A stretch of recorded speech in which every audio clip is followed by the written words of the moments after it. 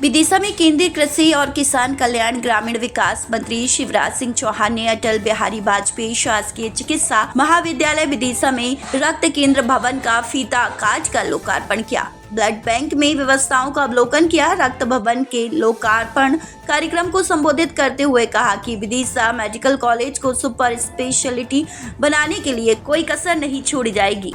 आज Vidisha medical college, जिससे 750 बिस्तर का अस्पताल भी जुड़ा हुआ है, को एक नई सौगात मिली है। यहाँ कंप्लीट ब्लड बैंक का आज उद्घाटन हुआ है। जब हम रक्तदान करने वाले किसी भाई बहन से खून लेते हैं तो पूरे खून को कहते हैं होल ब्लड, लेकिन जब किसी दूसरे को वो खून देना होता है तो कई बार पूरे खून की जरूरत नहीं होती।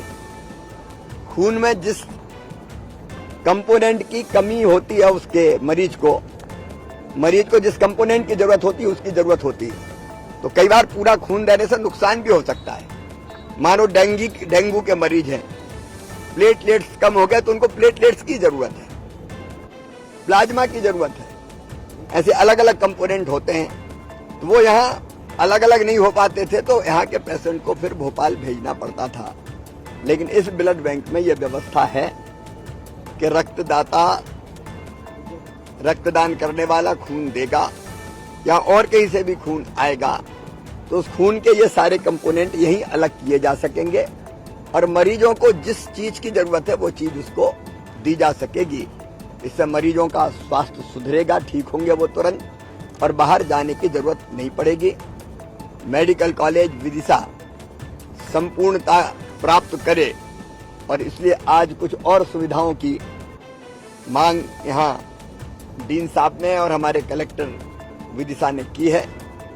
चाहे एमआरआई की मशीन हो या यहाँ न्यूरोलॉजी हो, कार्डियोलॉजी हो जैसे डिपार्टमेंट्स हो, और उसके साथ साथ पढ़ने वाले स्टूडेंट्स की संख्या बढ़ने के कारण हॉस्टल की सुविधा हो या कर्मियों के लिए, नर्सिंग स्टाफ और बाकी साथियों के लिए क्वार्टर्स की समस्या हो या ऑडिटोरियम, तो उनकी व्यवस्था भी करने में हम कोई कसर नहीं छोड़ेंगे।